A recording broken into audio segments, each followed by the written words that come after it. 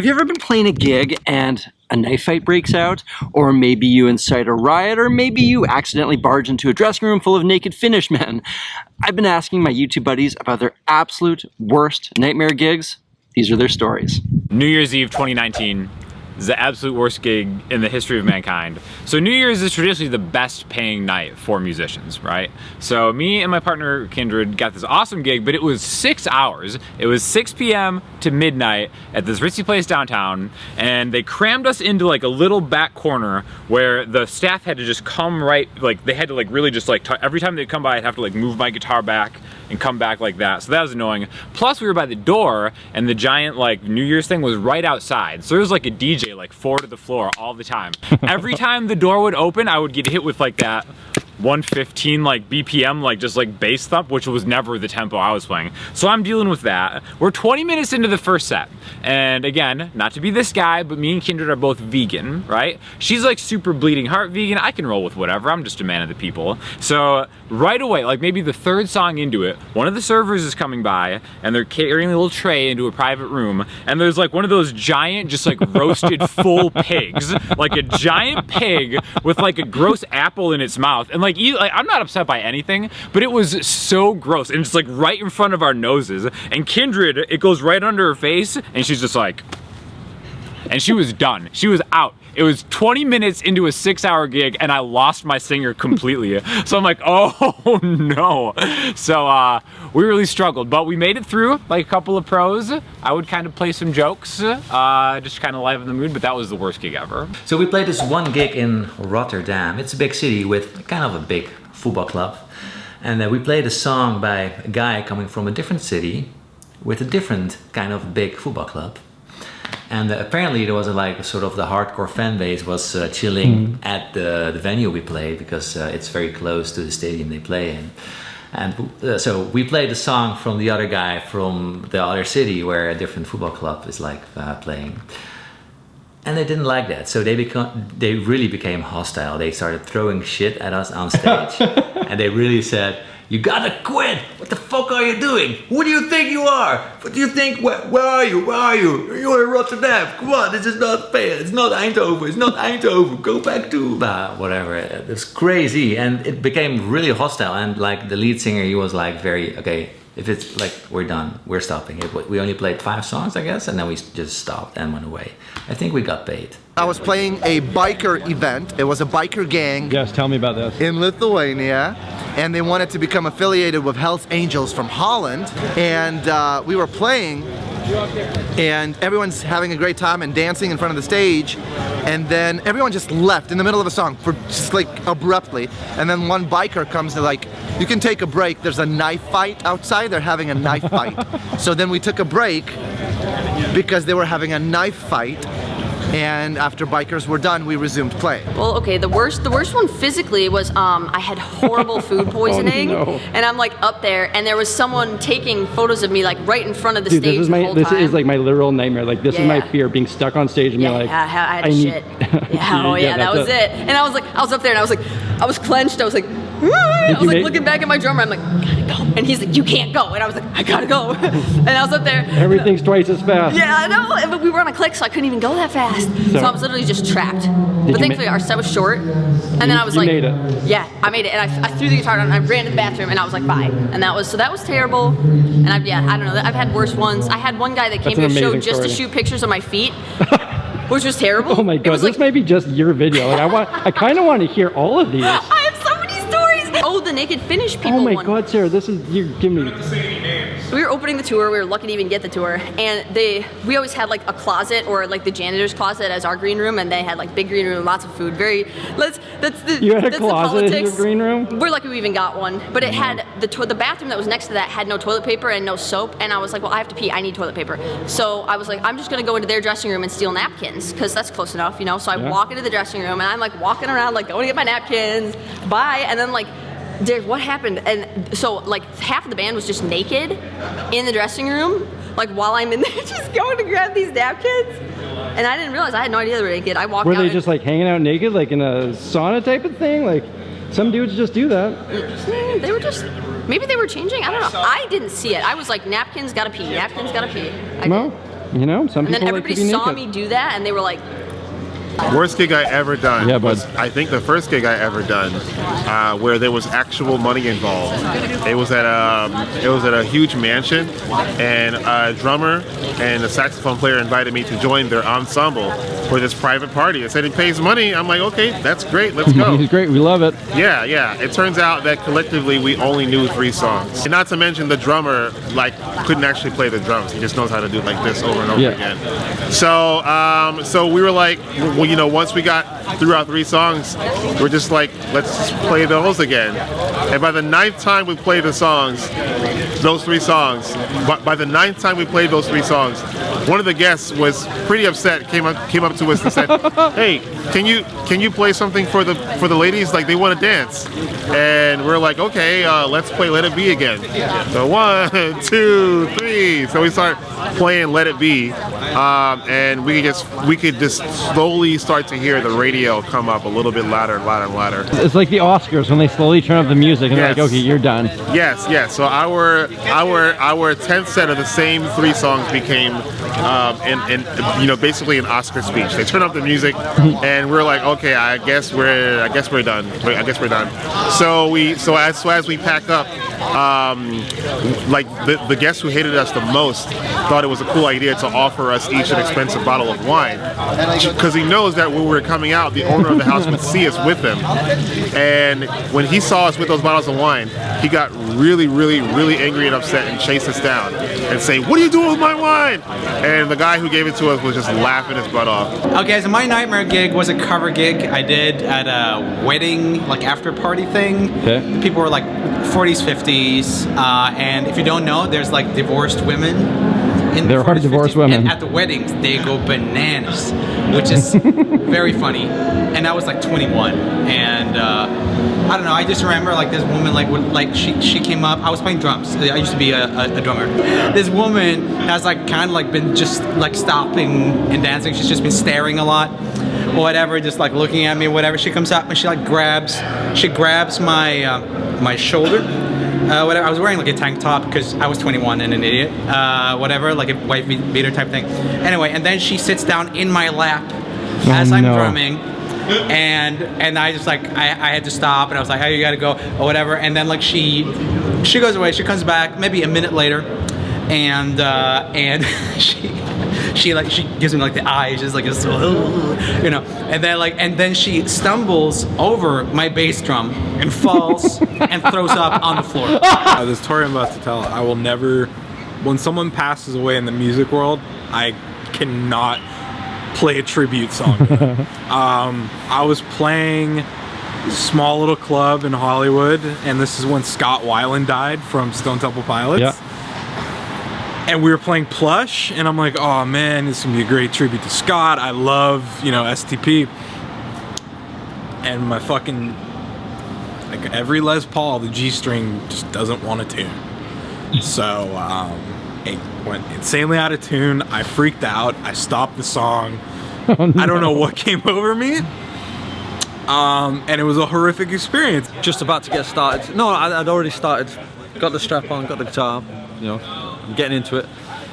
Strap goes, headstock dive, bang. And obviously you know that noise it makes. Yes, I do. As like, you know, an explosion is about to happen. So you gingerly kind of just pick it up, and the guitar's gone wildly out of tune, and then you try and pass it off. I didn't have any joke to make at the time, so I'm just kind of looking around and, you know, and my confidence was shot. It happens to everyone. It does. And it could happen again. And I'm just, please don't let it happen again. Alright, I was playing solo piano in this restaurant, and I'm just minding my own business, playing the piano. Thank you, Paul. And this man comes in from behind me, drops $100 in my tip jar, and then went to sit down all by himself at a table. And $100 has an implication, and you never know what that's going to be, so that's scary. that's right. And so, you know, whatever, I couldn't thank him, he's gone. All I had to do was just sit there and keep playing, right? So he takes a little bit of time, and then he walks up, puts his hand on my shoulder, a little creepy, No. and requests a song. And And I said, okay, you know, sure, I'm happy to play your song. Thank you so much for your generous tip, you know.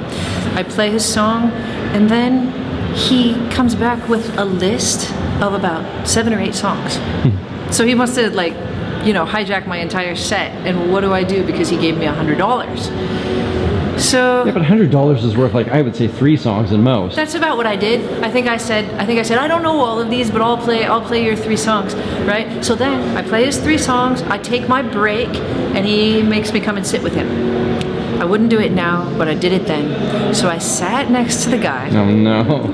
And he starts to tell me all about his production company, or how he has a studio in his house, and I should come. And can he please have my phone number? And he just hands me his phone to type in my number, right?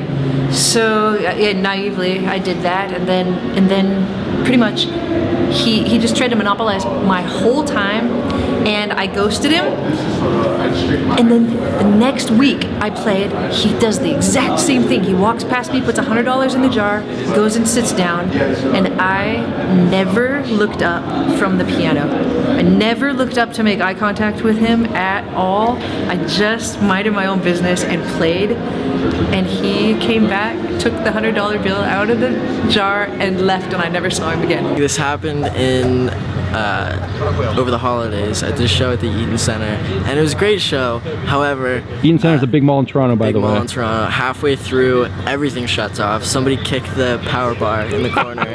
We were on like a floating stage in the middle of the mall. There's people like that. Everything shuts off. So we repeated the chorus of Last Christmas for like 5-6 minutes straight. Like in silence? Yeah, no, like I was like, okay, now go. That's amazing. Yeah. Okay, so this one goes back a while. We had a drummer who wasn't particularly reliable. There was a bit of an argument, and there was this up in the air question of would he show up to the gig. It was a headline show, I think, wasn't it? Yes, it was. Yes, it was. So the night before, we were like, what happens if he doesn't show up? and I was staying up until like 2 a.m. trying to, I didn't even have we were thinking like, could we have like tracks of the drums at least? The click track to the drum. I was staying up to 2 a.m. to try and get like just do an AI. Cancel? Yeah, do we cancel? It was really difficult, and the stress didn't stop until sound check. Like, we're getting up on the stage because we couldn't do a sound check with the drummer. So we're getting up on stage, it's time to go. He then walks in. We play a gig. Because there was no sound check. Sound was, well, it was unchecked. It was unchecked. You couldn't hear yourself. And that was the last gig with that drummer. Basically, a friend of mine, an amazing piano player and a dear friend, recommended me to play this gig, or basically to replace someone in a play, but there were no rehearsals. I just had to read the book, so basically just reading the whole play. But actually I didn't have a lot of experience in that, or to be accurate, I had zero experience reading a full book on the go. Like, you know, I could read some music, but anyway. Like sight reading. Yeah, like sight reading. Yeah, I'm still terrible at it. And man, it's really hard, especially with guitar for some reason. And I remember I was like 18 or something, and basically, you know, I just went to play the gig and I started reading, and I was clearly like not doing a great job, and I felt so embarrassed because it was like a full show, you know, it was a theater show in like, you know, like 300-400 people, and I was like so embarrassed. I was destroyed for like a week or two. I was like, I didn't know what to do. Did anybody notice, do you think? Yeah, I think it wasn't great. I mean, I didn't play notes that were like bad. I just didn't play the parts as well as they should have been played. It was 1999 and I was on tour with a band called Blinker the Star, great band, and we had a gig in Boston, and the next day there was an opportunity to do a festival somewhere outside of DC. So Boston to DC is pretty far.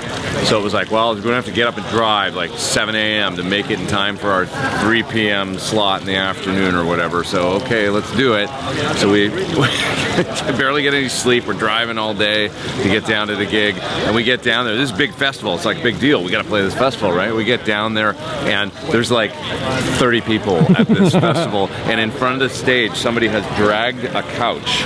So there's enough space for a couch. I mean, there's just scattered people in a field, and on this couch is a big old guy sitting there, and we're playing, and he's like basically front row sitting on the couch, and his girlfriend, who is a great big lady, is basically like straddling him, making out with him. So my view is this woman, like, you know, and the guy kind of looking over her shoulder to see the band. Yeah, like trying to, and we drove like all in a van with a trailer and all that set up, and playing our alternative rock to that. I got hired by this country singer, original country singer, to go play this festival in central Georgia where I live, right? Yeah. So I was like, great, this will be awesome. It's a cool gig. This could lead to other big gigs, whatever. So we get rehearsals done or whatever. Terrible music, terrible band, but a gig is a gig. So my wife Tilly and I are driving down to go to the gig, and we drive past Macon, Georgia, and we drive past a bunch of towns I've never heard of before.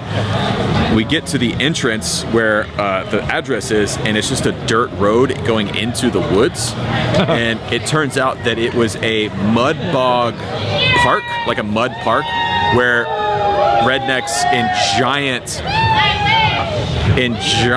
trucks. I mean, like basically monster trucks. Bro, you're in Murder County. Dude, literally, like that they built in their garages would go and drive through lakes and ponds and mud and everything. So we get there, it's 1 billion degrees outside, it's 1 billion% humidity. To get to the stage, which is in the middle of this big muddy field, I had to, like, I almost got stuck, got my car stuck getting there, got mud all over the place.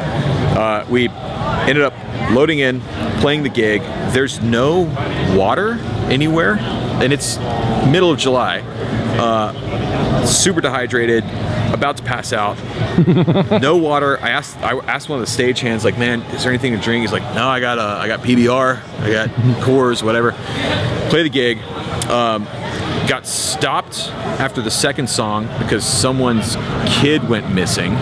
So they stopped our set to like do a PSA. Hey, we're looking for whoever. They ended up finding the kid, thank God. Then after the third song, it opened up, started raining, torrential downpour. So gear got wet, we got soaked. Canceled the gig after the third or fourth song, I think. And then had to load up all the wet gear into my muddy truck, and then because it rained, the entire place was completely muddy and had almost got completely stuck again on the way out. And on the drive home, there was mud caked on the inside of my wheels, so my whole car was just like shaking violently the entire way home. There you have it, the nightmare gigs of the people that you watch on YouTube. I think my best gigging stories are funnier versus being nightmares. I mean, one time I was playing a gig for a girl's birthday party and the audience wasn't particularly interested when drunk fellow even threw his shoe at the stage and went flying past my head and hit one of the cymbals. And maybe the worst part about it wasn't even in time with the music, but I wasn't quite very happy about this, so I took a shoe, went out the back door and threw it on the roof of the building. And then after the set, the guy had the audacity to come up and ask if anybody had seen his shoe. I said we hadn't, and maybe he should consider keeping his shoes on his feet next time he goes out to a venue. Another gig I had, and this was actually one of my best gigs, so definitely not a nightmare gig, but I was playing at the equivalent of an old folks home for people who are fairly along in their dementia, but there was one person who was quite aggressive.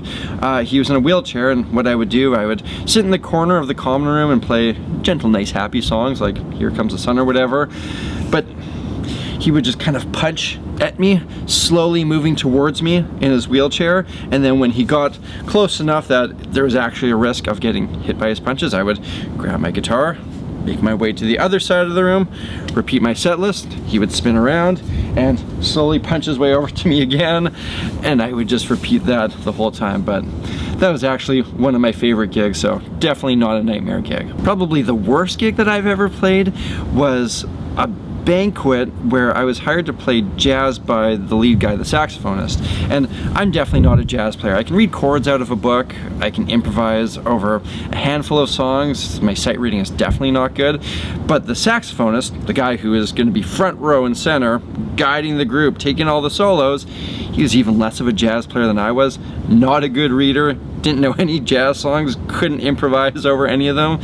So when people say that jazz is just random notes, you don't actually know, because this gig was actually just random notes that were played very poorly, and fortunately the audience wasn't overly discerning, but it was by far musically the worst sounding thing I've ever been part of. So there you have it. I hope you enjoyed this video. If you want to share with me any of your nightmare gigs, you can feel free to do so in the comment section, and if you want to support the channel, a great way to do so is picking up some of that sweet, sweet Sammy G merch. You can find this design as well as a whole bunch of other ones over at shopsamuraiguitarist.com. If you're new here, hit that subscribe button, ring that bell, stay tuned for a wide range of music related content.